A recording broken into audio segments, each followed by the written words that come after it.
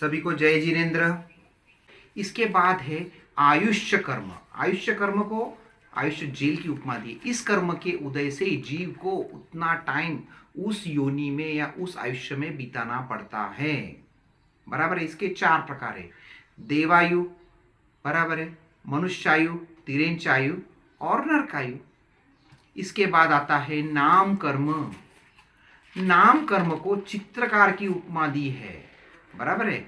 चित्रकार जैसे अलग अलग प्रकार के चित्र बनाता है, उसी प्रकार नाम कर्म के उदय से जीव को अलग अलग गति में जन्म मिलता है, अलग जाति, अलग अलग सहनन, संस्थान, ये सब चीज मिलती है। अभी नाम कर्म को हम डिटेल में देखते हैं। नाम कर्म की 93 प्रकृतियां हैं, जिसमें पहले पिंड प्रकृति 14। पिंड प्रकृति का मतलब समूह, ऐसी प्रकृतियां कि जो 2, 3, 4, 5 प्रकृतियों का समूह है या जिसके उपभेद होते हैं। पिंड प्रकृतियां है 14। पहली है गति। जिस कर्म के उदय से जीव को देव मनुष्य आदि अवस्था प्राप्त होती है उसे गति नाम कर्म कहते हैं। जाति नाम कर्म, इंद्रिय की रचना के निमित्त बनने वाला कर्म पुद्गल जाति कहलाता है। जिस नाम कर्म के उदय से समान चैतन्य अवस्था में समान इंद्रिय प्राप्त करते हैं उसे जाति नाम कर्म कहते हैं। शरीर नाम कर्म, जिस कर्म के उदय से जीव शरीर योग्य पुद्गलों को ग्रहण करके शरीर बनाता है उसे शरीर नाम कर्म कहते हैं। अंगोपांग नाम कर्म, जिस कर्म के उदय से शरीर में अंग, उपांग एवं अंगोपांग की रचना होती है उसे अंगोपांग नाम कर्म कहते हैं। बंधन नाम कर्म, जिस कर्म के उदय से औदारिक आदि शरीर के योग्य पूर्व में ग्रहण किए गए पुद्गलों का एवं नए नए ग्रहण किए पुद्गलों का परस्पर संबंध स्थापित होता है उसे बंधन नाम कर्म कहते हैं। संघातन नाम कर्म, जो कर्म औदारिक आदि 5 शरीरों के निर्माण के अनुरूप पुद्गलों को जमा करता है, एकत्रित करता है, उसे संघातन नाम कर्म कहते हैं। इसे दंताली की उपमा दी है, जैसे दंताली जैसे कचरा जमा करती है उस तरीके से। सहनन नाम कर्म, जिस कर्म के उदय से अस्थि या हड्डियों की रचना बंद सशक्त अथवा शिथिल होता है उसे संघनन नाम कर्म कहते हैं। संस्थान नाम कर्म, शरीर के आकार को संस्थान कहते हैं। जिस कर्म के उदय से औदारिक आदि शरीर की संरचना शास्त्र में कहे गए प्रमाणों के अनुरूप होती है या माप रहित होती है उसे संस्थान नाम कर्म कहते हैं। वर्ण नाम कर्म, जिस कर्म के उदय से जीव को वर्ण की प्राप्ति होती है। गंध नाम कर्म, जिस कर्म के उदय से जीव को गंध की प्राप्ति होती है। रस नाम कर्म, जिस कर्म के उदय से जीव को मधुर आदि रसों की प्राप्ति होती है। स्पर्श नाम कर्म, जिस कर्म के उदय से जीव के शरीर में शीत उष्ण आदि स्पर्श की प्राप्ति होती है। अनुपूर्वी नाम कर्म, जिस कर्म के उदय से जीव विग्रह गति में भावांतर में जाने वाले जीव की आकाश प्रदेश की श्रेणी के अनुसार गति होती है उसे अनुपूर्वी नाम कर्म कहते हैं। विग्रह गति मतलब एक भाव से दूसरे भाव में जाने वाली गति, और यह कर्म से विग्रह गति में ही मतलब पहले दूसरे चौथे गुणस्थान में ही उदय में आता है। विहायोगति कर्म, जीव की चाल को विहायोगति कर्म कहते हैं। इसे प्रदान करने वाले कर्म को विहायोगति कर्म कहते हैं। तो इन पिंड प्रकृतियों का हमने यहाँ पे वर्णन देखा। पिंड प्रकृतियों के बाद आती है प्रत्येक प्रकृतियां। प्रत्येक प्रकृति है 8 प्रत्येक प्रकृति। पहली है अगुरु लघु, बाद में उपघात, पराघात, आतप, उद्योत, निर्माण, तीर्थंकर, उच्छ्वास। उसके बाद आता है त्रस दशक। त्रस दशक में आता है त्रस, बादर, पर्याप्त, प्रत्येक, स्थिर, शुभ, सुभग, सुस्वर, आदेय, यश, कीर्ति। इसके विपरीत स्थावर दशक।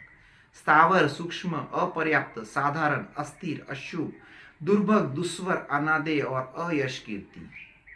त्रस दशक को पुण्य प्रकृति में गणना की है और स्थावर दशक की पाप प्रकृति में गणना की है। 14 पिंड प्रकृतियों के 65 भेद, बराबर है। ये 65 में त्रस दशक के 10, स्थावर दशक के 10 और प्रत्येक के 8 मिलाने के बाद 93 प्रकृतियां होती है। तो इस तरीके से अगर 93 बताया तो ये होता है। अगर हमने जो 5 बंधन लिए हैं, 5 की जगह पे 15 बंधन लिए तो 103 प्रकृतियां होती है। अगर हमको 42 की टोटल लानी है तो 14 पिंड प्रकृति और 8 प्रत्येक प्रकृति, त्रस दशक और स्थावर दशक मिला के 42 प्रकृतियां होती है। बंध योग्य 67 प्रकृति, ये कैसी आती है? इसमें पिंड प्रकृतियां 39, प्रत्येक प्रकृति 8, त्रस दशक की 8, स्थावर दशक की 10, ऐसी 67 प्रकृति है। अभी हम जो कर्म ग्रंथ में 4 टर्मिनोलॉजी, एक बंध मतलब कर्म और आत्मा का दूध और पानी के समान मिलना बंध, उदय कर्मों के फल देने की अवस्था को उदय कहते हैं, उदीर्णा कर्मों के उदय में आने के निश्चित समय से पहले ही उसने उनको प्रयत्न पूर्वक उदय आवलिका में खींचकर पहले उदय में लाना और भोगना, उसे उदीर्णा कहते हैं। और सत्ता बंधे हुए कर्म बनने के बाद जब तक उदय या उदीर्णा आके फल नहीं देते, बीच में का जो पीरियड है, जितना पीरियड में वह आत्मा के साथ लगे हुए रहते हैं, उसे सत्ता कहते हैं। अभी हम देखते हैं, बंध योग्य प्रकृति है 120, उदय योग्य प्रकृति है 122, उदीर्णा योग्य प्रकृति है 122 और सत्ता योग्य प्रकृति है 148। अभी एक एक चीज हम डिटेल में देखते हैं। हमने 148 कर्म प्रकृति देखी, उनकी हर एक की डेफिनेशन देखते हैं। नरक गति, जहां जीव अपने द्वारा संचित अशुभ कर्मों का या असाता वेदनीय का भयंकर फल भोगता है, उसे नरक गति कहते हैं। तिर्यंच गति, जिन जीवों का शरीर प्राय तिरछा या टेढ़ा मेढ़ा होता है अथवा इस लोक में चलने वाले जीवों की गति को तिर्यंच गति कहते हैं। इस गति में एकेंद्रिय से लेकर पंचेंद्रिय तक के जीव आते हैं। इन जीवों को नरक जितना दुख भी नहीं होता है और देवता जितना अधिक सुख भी नहीं होता है। यहाँ पे अज्ञानता और पराधीनता का दुख सबसे ज्यादा होता है।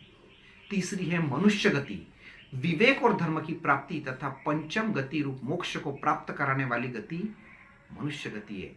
यहाँ से जंक्शन है, सब जगह पे जा सकते हैं। देवगति, इस गति में जीव अपने किए हुए कर्मों का साता रूप फल अधिक प्रमाण में भोगते हैं तथा अनेक प्रकार की दिव्य भौतिक रुद्धियों को भी प्राप्त करते हैं। यह हो गया गति वाले 4 खत्म हो गए।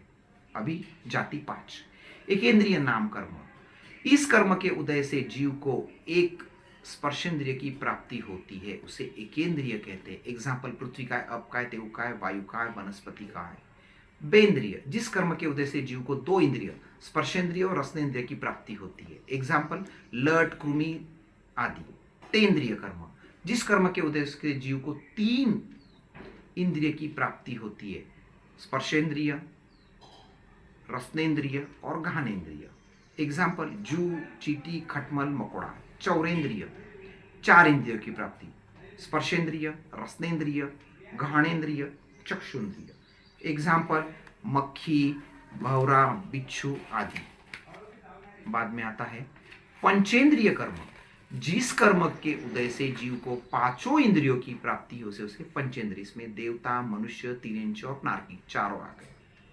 अभी आ गया शरीर नाम कर्म। पहला है शरीर नाम कर्म, जिस कर्म के उदय से जीव अपने लिए शरीर योग्य पुद्गलों को ग्रहण करके शरीर बनाता है, उसे शरीर नाम कर्म कहते हैं। शरीर 5 प्रकार का। औदारिक शरीर, औदारिक वर्गना से बने हुए शरीर को औदारिक शरीर कहते हैं।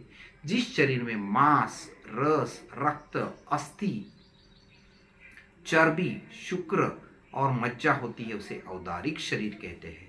जो शरीर उदार अर्थात प्रधान हो एवं जो स्थूल पुद्गलों वाला हो, उसे औदारिक शरीर कहते हैं। ऐसा शरीर मनुष्य और तिर्यंचों का होता है, अर्थात नारकी और देवता में यह शरीर नहीं होता।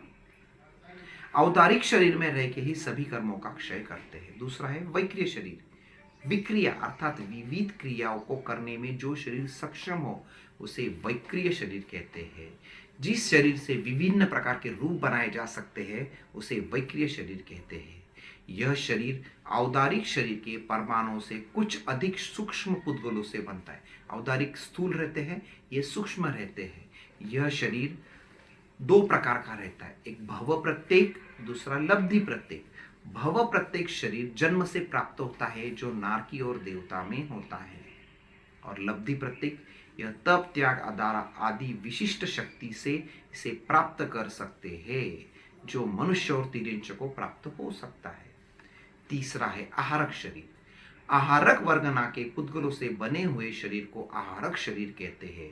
तीर्थंकर परमात्मा के दर्शन करने के लिए, विशिष्ट ज्ञान अर्जन के लिए अथवा अपने संशय को दूर करने के लिए आमर्ष औषधि लब्धि वाले तथा आहारक लब्धि वाले 14 पूर्वधारी मुनिराज एक हाथ प्रमाण स्फटिक की भांति पारदर्शी और बाधा रहित शरीर का निर्माण करते हैं। इसे आहारक शरीर कहते हैं।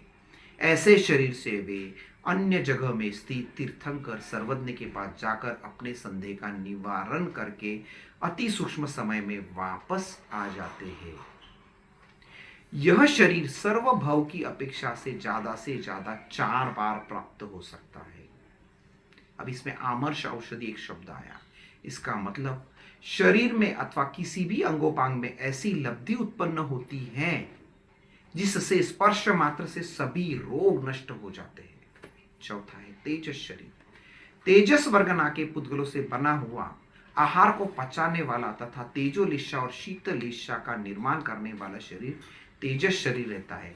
सभी संसारी जीवों में यह शरीर अवश्य होता है। पांचवा कार्मन शरीर। कार्मन वर्गना से बने शरीर को कार्मन शरीर कहते हैं, अर्थात कार्मन वर्गनाओं का वह समूह जो आत्म प्रदेशों के साथ एक ही क्षेत्र में दूध और पानी के समान एक क्षेत्रावगाढ़ रहता है, वही कार्मन शरीर है। कार्मन शरीर स्वयं 8 कर्म रूप है। इसका अंत किए बिना संसार चक्र का अंत नहीं हो सकता। मतलब ये मेमोरी है, यहाँ पे हमारे सारे कर्म रिकॉर्ड करके रखे हुए हैं। इसके बाद आता है अंगोपांग। अंगोपांग कर्म। अंगोपांग है 3। उसके पहले एक जीव को कितने शरीर हो सकते हैं? अगर 2 शरीर है तो तेजस और कार्मन शरीर। ये कब होते हैं? वाटे वहता अवस्था में, जब जीव एक गति से काल करके दूसरे गति में जाता है। 3 शरीर है तो औदारिक, तेजस और कार्मन, या वैक्रिय, तेजस और कार्मन। ठीक है। अभी औदारिक, तेजस, कार्मन शरीर किसके किसके पास होता है? पृथ्वी काय, अप काय, तेउ काय, वायु काय, वनस्पति काय, विकलेंद्रिय, असन्नी पंचेंद्रिय, सामान्य गर्भज पंचेंद्रिय, गर्भज मनुष्य। ठीक है। अभी वैक्रिय, तेजस, कार्मन, यह किसके पास रहता है? देवता और नारकी के पास। औदारिक, वैक्रिय, तेजस, कार्मन, यह वैक्रिय शरीर की रचना करने वाले गर्भज, तिर्यंच, मनुष्य और वायुकाय के जीवों के पास होता है। औदारिक, आहारक, तेजस, कार्मन, यह आहारक लब्धिवंत 14 पूर्वधारी मनुष्यों के पास, मुनि के पास या आमर्ष औषधि लब्धि वालों के पास होता है। कभी भी एक शरीर नहीं हो सकता और एक साथ 5 शरीर भी नहीं हो सकते। ठीक है। अभी अंगोपांग। अंगोपांग शब्द में आता है जिस कर्म के उदय से शरीर में अंग, उपांग और अंगोपांग की रचना होती है उसे अंगोपांग नाम कर्म कहते हैं। अंग का मतलब शरीर के मुख्य अवयव को अंग कहते हैं। ये 8 है। 2 हाथ, 2 पांव, पीठ, पेट, हृदय, छाती और मस्तक। उपांग। अंग के उप अवयवों को उपांग कहते हैं, जैसे आंख, कान, अंगुलियां, घुटने, जंघा, नाभि, रीढ़ की हड्डी आदि। अंगोपांग। उपांग के उप अवयवों को अंगोपांग कहते हैं, जैसे नाखून, रेखाएं, आंख की कीकी। इस कर्म के 3 भेद है: औदारिक अंगोपांग, वैक्रिय अंगोपांग और आहारक अंगोपांग। तेजस और कार्मन शरीर अलग शरीर नहीं होने से उनको अंगोपांग नहीं रहते हैं। सभी को जय जिनेन्द्र।